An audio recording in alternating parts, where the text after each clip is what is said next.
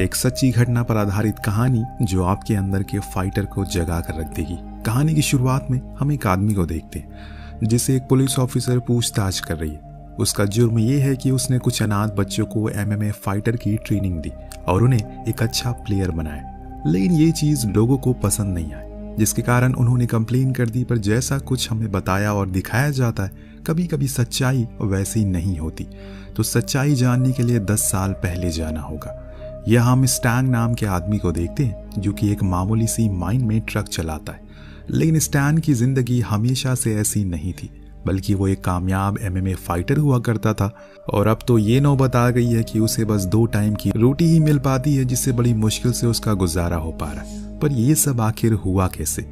एक रात जब हर बारी की तरह स्टैंग अपने माल को लेकर दूसरी जगह पर जा रहा था, तभी उसके सामने कुछ गाड़ियां आ जाती है, जिससे कि वो भिड़ जाता है। पर उसे पता था कि ये चोरों की चाल थी, क्योंकि ऐसा पहले भी उसके साथ हो चुका है। इस बारी वो उन्हें सबक सिखा कर रहेगा, क्योंकि न जाने वो ऐसे कितने लोगों के साथ करते होंगे। वो ट्रक से उतरता है, लेकिन वहां तो कोई भी नहीं था। पर दोस्तों, तभी उसके पीछे से एक बच्चा आता है जो उसे एक लड़की को दिखाकर डराते हुए कहता है कि जो कुछ भी उसके पास है वो उसे दे दे, वरना बहुत बुरा होगा। स्टैंग हंसते हुए कहता है कि बच्चू, अपनी उम्र तो देख, अपनी हाइट वालों के साथ जाकर ये गेम खेल। लेकिन कुछ ही देर बाद स्टैंग को एहसास होता है कि वो बच्चा अकेला नहीं है, बल्कि वहां पर और भी लोग उसके साथी हैं, जो सभी मिलकर उस पर हमला कर देते हैं। और एक तो उसके सर पर पत्थर से वार करता है, जिससे वो वहीं बेहोश हो गया। इस दौरान उसका जो भी सामान था वो सब लूट कर चले गए। अब जब उसे होश आया तो वो हॉस्पिटल गया, जहां पर उसके दोस्त को जब कल रात वाली बात बताई गई तो वो उस पर बहुत हंसा कि यार, तू कुछ बच्चों से पिट कर आ गया, कम से कम अपनी उम्र का तो लिहाज कर लेता। स्टैंग को बहुत ही शर्मिंदगी महसूस हो रही है, पर यही हकीकत है। लेकिन अब उसे पैसों की सख्त जरूरत है, क्योंकि उसकी जॉब, उसका ट्रक दोनों ही चले गए। ऊपर से अगर उसने कुछ दिन में ट्रक का नुकसान के पैसे नहीं भरे तो काफी दिक्कत हो सकती है। वो करे तो करे क्या? बहुत देर सोच विचार के बाद उसे अपने एक पुराने दोस्त का ख्याल आया, जिसके साथ वो बचपन में काम किया करता था। आज भी वो उसी के पास जाता है कुछ पैसों की मदद मांगने। लेकिन उसका दोस्त सैंग एक व्यापारी आदमी है। उसे पता है कि कोई भी इंसान पैसे लेने के बाद इतनी आसानी से कभी वापस नहीं करता। इसीलिए उसने उसे एक ऑफर दिया कि हम मिलकर एक MMA क्लब खोलेंगे, जिसका तुम कोच होगे और लड़कों को ट्रेनिंग दोगे। बाकी के कुछ खर्चे आएंगे वो मैं देने को तैयार हूँ, लेकिन तुम्हें लड़कों को ढूंढना होगा। स्टैंग को ये चीज ठीक लगती है, इसीलिए वो तुरंत ही हाँ कर देता है। पर पहले उसे लड़के ढूंढने होंगे। पर जिन लड़कों से उनका सामना हुआ उस रात, बार बार वो ही उसके दिमाग में घूम रहे। भले ही वो ट्रेन नहीं थे, लेकिन उनके अंदर, उनकी आंखों में वो जोश उसने देखा है। इसीलिए वो अपने एक दोस्त को लेकर उसी एरिया में जाता है, पर इस बारी उसकी ट्रक को लेकर, ताकि वो फिर से उसी जाल में फंस जाए। लेकिन इस बारी उन लड़कों का प्लान उल्टा पड़ जाता है, क्योंकि वो सभी इनकी गिरफ्त में आ जाते हैं। लेकिन स्टैंग उन्हें मारता पीटना नहीं, बल्कि खूब खाना खिलाता है और कहता है कि वो उन्हें 30 दिन तक तीनों टाइम खाना देगा। लेकिन उन्हें ये चोरी करने वाले काम को छोड़कर वो करना होगा जो वो उन्हें सिखाएगा। इसके बाद उनके मैचेस होंगे। अगर वो जीते तो जो भी पैसे मिलेंगे उसमें से आधे आधे उनके होंगे। अब इतने पैसे मिलेंगे, ये सुनकर वो सभी मान गए। इसके बाद इनकी ट्रेनिंग शुरू हो जाती है। लेकिन 10 दिन के भीतर स्टैंग को पता चलता है कि सैंग को पुलिस ने पकड़ लिया, क्योंकि वो नकली दवाइयों का कारोबार कर रहा था। उसके सारे पैसे उन्होंने रख लिए, यानी कि अब स्टैंग को एक भी पैसा नहीं मिलने वाला। जो कुछ भी उसने सेव करके रखा था वो भी उन बच्चों में लगा दिया। इसलिए एक शाम वो सभी को इकट्ठा करता है, उन्हें बताता है कि अब उसके पास कुछ भी नहीं बचा उन्हें देने को, और इसीलिए बेहतर होगा कि वो उसे छोड़कर अपने अपने रास्ते चले जाए। लेकिन एक लड़का कहता है कि वो उसे छोड़ नहीं सकते, क्योंकि वो उनका टीचर है, उनका गुरु है। उसने वादा किया था कि वो उन्हें खाना देगा और प्रैक्टिस करवाएगा। अब वो वापस से चोरी नहीं करना चाहते, लेकिन स्टैंग उन्हें धत्कार कर बाहर कर देता है, क्योंकि उसे पता है कि यह काम मुमकिन नहीं है। इसीलिए उसने उस कैंप में भी ताला लगा दिया। फिर से किसी दूसरे काम की तलाश में लग गया, तो वहीं वो बच्चे फिर से चोरी करना शुरू कर देते। लेकिन एक रात उन्हें कुछ लोगों ने पकड़ लिया, जो कि उन्हें स्टैंग के पास लेकर आए और कहा कि उसके लड़कों ने उनके ट्रक को चोरी करने की कोशिश की। लेकिन स्टैंग ने कहा कि इनमें से वो किसी को भी नहीं जानता। तभी एक बच्चे ने कहा कि ये झूठ कह रहा है, ये हमें जानता है, ये हमारे टीचर है। जो सुन उस ड्राइवर ने उसे एक पंच मारा और कहा कि वो उसे वार्निंग देकर छोड़ रहा, लेकिन अगर उसने इसे फिर से ये काम करवाया तो वो उसकी बहुत बुरी हालत करेगा। ये कहकर वो चला तो गया, लेकिन स्टैंग के दिल में उन बच्चों को लेकर एक सहानुभूति पैदा हो गई, क्योंकि उसे एहसास हो गया कि 10 दिन में उनके साथ जो वक्त उन्हें बताया है वो कोई मामूली बच्चे नहीं है, कुछ तो बात है उनमें।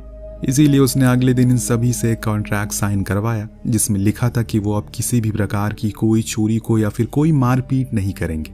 अगर ऐसा किया उन्हें तो वो उसे छोड़ देगा। सभी बच्चे अंगूठा लगा देते हैं, जिसके बाद स्टैंग अपने एक पुराने मैनेजर के पास जाता है जो एक नाइट क्लब चलाया करता था, जहां पर 2 लोग आपस में लड़ते हैं और बाकी लोग उसे देखकर आनंद उठाते हैं। स्टैंग भी वही चाहता था कि उसके लड़के यहाँ पर लड़े, पर फेक तरीके से, जिससे कि उन्हें पैसे भी मिल जाएं और चोट भी ना लगे। पर यह प्लान उसके मैनेजर को नहीं पता, बल्कि स्टैंग ने तो अपने बच्चों की इतनी तारीफ कर दी कि वो तुरंत ही मान गया। लेकिन यहाँ जब वो कैंप आया तो उसे एहसास हो गया कि किसी को भी अभी तक फाइट का एफ तक नहीं पता, वो लड़ेंगे कैसे।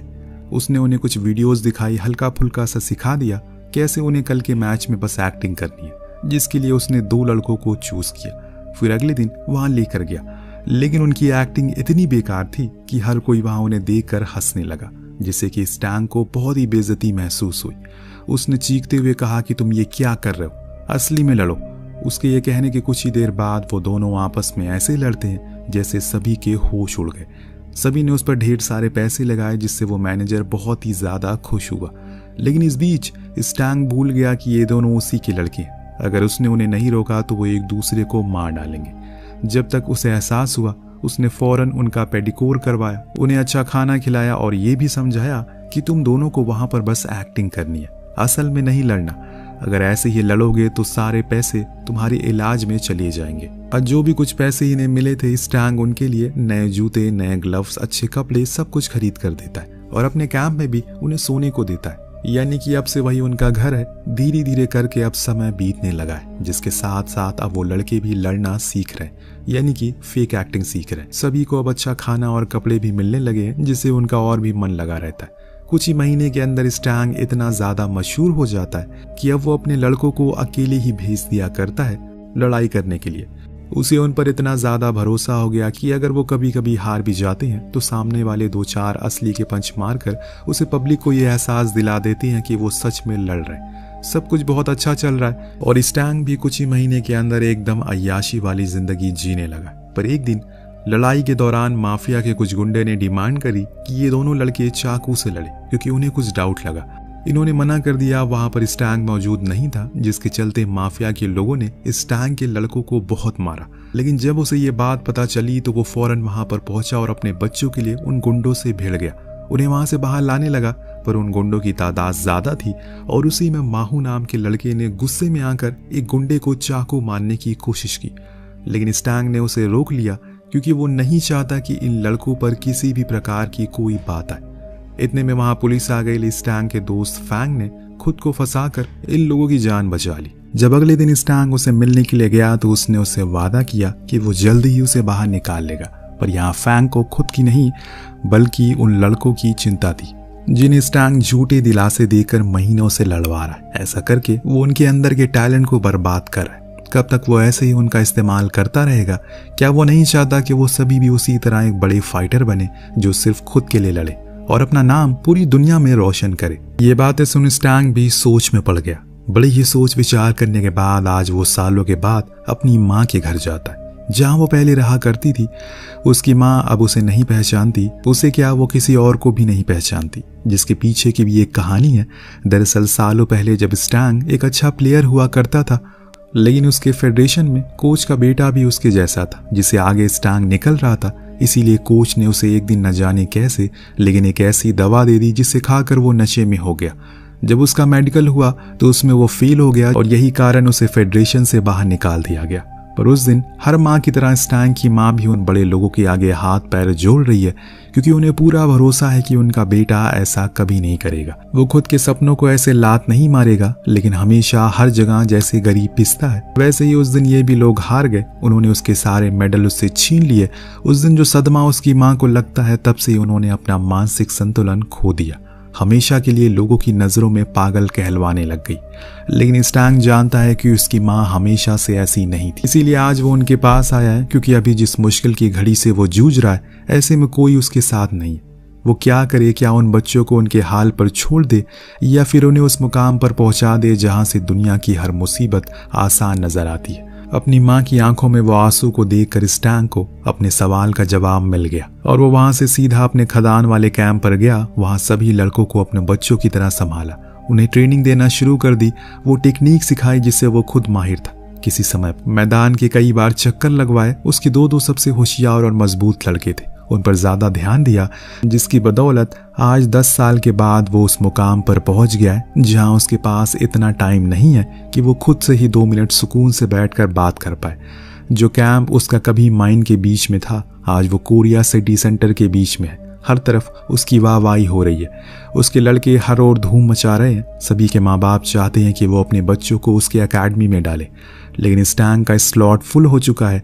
वो मना कर देता है। तभी उसे याद आता है कि आज वो फ्रांस से माओ और सैंग दोनों को वापस आ रहे हैं क्योंकि उनका नेशनल MMA चैंपियनशिप में सिलेक्शन हो गया। इसीलिए वो बेहद ही खुश था। और हो भी क्यों ना, उसकी मेहनत जो रंग लाई है। लेकिन खुशियां हमेशा नहीं रहती।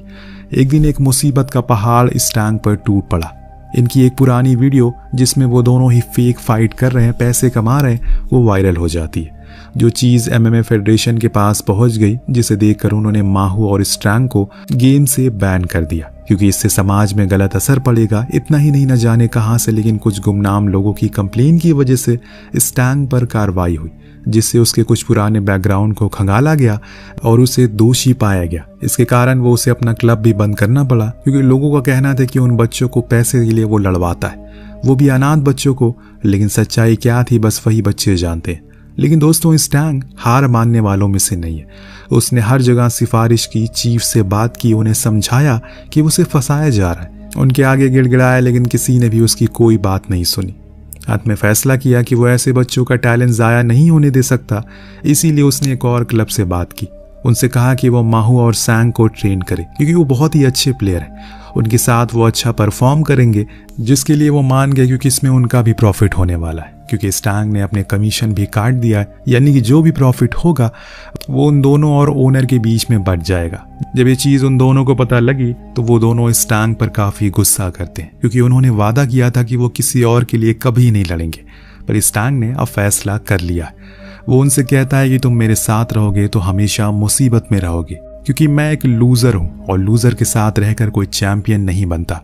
यहाँ से चले जाओ। पर वो लड़के जाने को राजी नहीं थे, तो स्टैंग ने उन्हें गुस्से में क्लब से निकाल दिया और अब उनके पास कोई चारा नहीं बचता। पर वो रात स्टैंग के लिए बहुत गम की थी क्योंकि उसने इतना सब कुछ सोचा था, इतने बड़े बड़े सपने देखे थे, लेकिन सब कुछ तबाह हो गया। वो कहते हैं ना कि दिल ना उम्मीद तो नहीं, नाकाम ही तो है, लंबी है गम की शाम पर शाम ही तो है। वो भयानक रात गुजरे हुए आज 1 साल हो गया। अब स्टैंग गांव-गांव जाकर उन जरूरतमंदों की मदद करता है। जो कुछ भी उसने सेव किया सब कुछ उन्हीं में लगा देता है। इस बीच कई बार न्यूज़ एजेंसी ने उसे कांटेक्ट करने की भी कोशिश की, लेकिन उसने कभी किसी से कुछ नहीं कहा क्योंकि अब वो किसी और को कुछ प्रूफ नहीं करना चाहता। ऐसे ही घूमते हुए एक दिन वो अपने पुराने गांव पहुंच गया जहां उसे महू की बहन मिली, जो अब पहले से बेहतर है।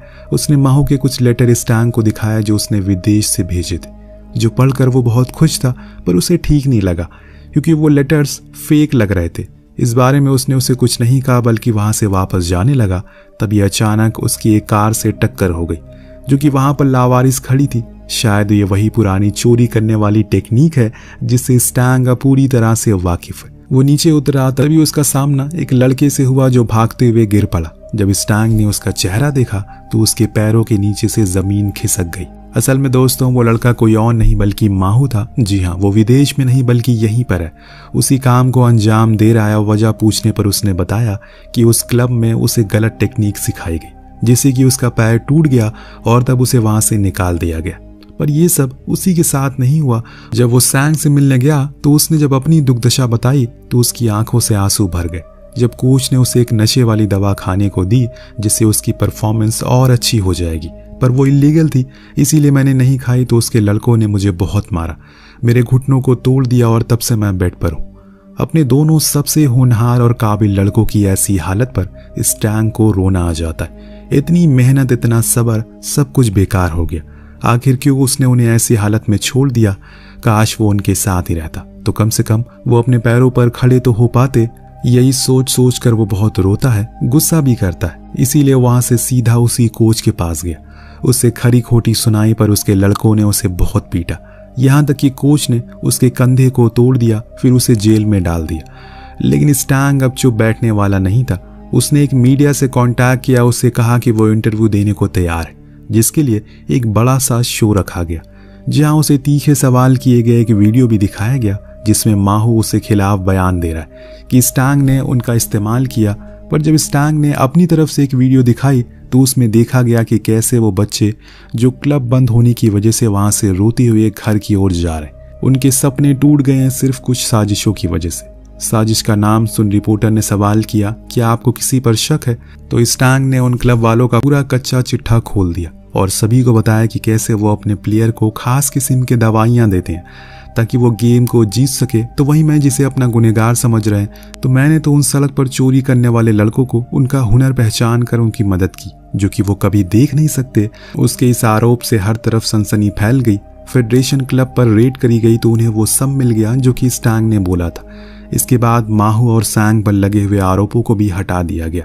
स्टैंग भी फ्री हो गया। वहां सैंग का इलाज करवाया गया, उसके पैर तो ठीक हो गया, जिसके बाद वो अपने भाई माहू से मिलने गया जो कि जेल में बंद था।